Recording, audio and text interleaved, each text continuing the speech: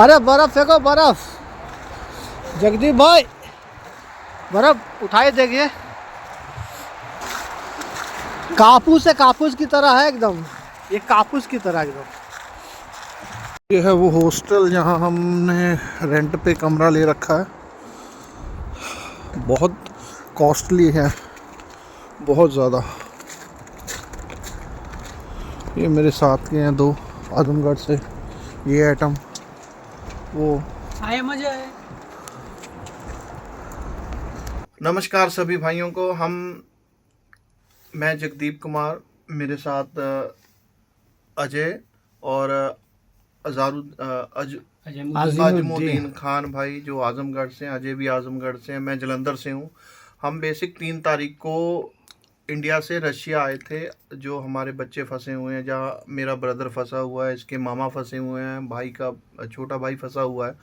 तो उनको खोजने के लिए हम यहाँ आए हैं, क्योंकि पिछले 1 साल से हमको उनका कुछ पता नहीं है। तो हम बेसिक अपने तौर पे खुद यहाँ पे आने की कोशिश की, मगर हमने यहाँ मॉस्को एम्बेसी में नहीं बताया था। हमने इंडियन अथॉरिटी को बता दिया था कि हम रशिया जा रहे हैं, तो यहाँ हमको रोक लिया गया।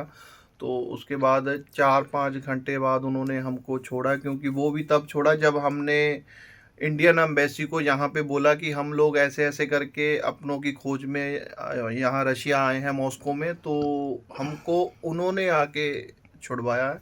यहाँ बोल दीजिए कि उन्होंने आके यहाँ से पास आउट करवाया है। तो ये बहुत बड़ी हेल्प की उन्होंने हमारी। तो बेसिक उसके बाद हमने क्या नाम है, एक हॉस्टल वगैरह ले रखा है, जिसमें हमने रहने सहने का अभी किया भाग दौड़ करने के लिए। तो अभी हम गवर्नमेंट से भी अपील कर रहे हैं कि हमको रहने की एक तो दिक्कत बहुत आ रही है, खाने पीने की दिक्कत बहुत ज़्यादा आ रही है। क्योंकि खोज तो हम चलो पता तो लगा ही लेंगे, किसी ना किसी तरह पता चल ही जाएगा उनका कि हैं किस कंडीशन में हैं, कहाँ हैं, पता तो चल ही जाएगा। मैं गवर्नमेंट से, भारतीय गवर्नमेंट से अपील करना चाहूँगा कि हमारे रहने और खाने का कुछ ना कुछ कर दिया जाए, जहाँ दोनों में से एक चीज़ कर दी जाए तो हमको बहुत ही उससे मदद हो जाएगी, क्योंकि यहाँ खर्चा बहुत ज़्यादा है।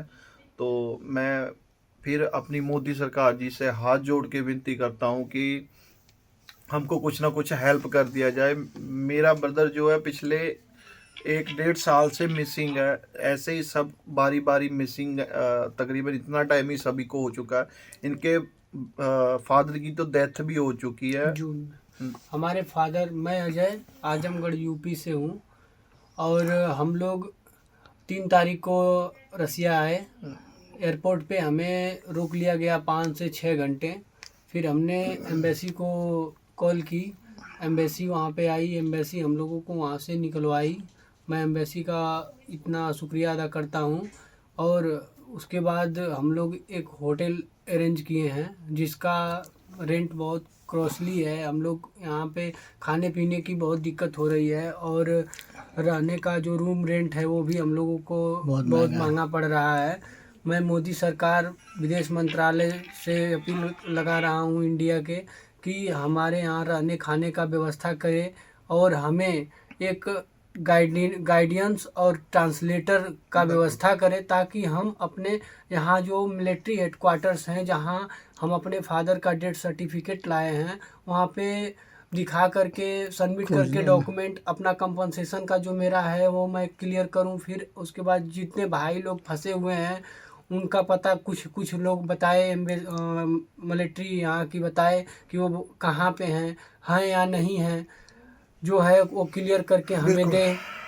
हाँ, हम लोग परेशान हैं। विदेश मंत्रालय और मोदी सरकार से, चरणजीत से सर से, डॉक्टर जयशंकर प्रसाद से हाथ जोड़ के विनती है कि हमारी जितनी भी हेल्प हो सकती है यहाँ पे की जाए। एक तो रहने का व्यवस्था कर दी जाए, और खाने पीने की व्यवस्था कर दी जाए, और एक ट्रांसलेटर की, जो हमको, क्योंकि रशियन तो आती नहीं है, ट्रांसलेटर करके हमको बात समझनी पढ़नी पड़ती है कोई भी।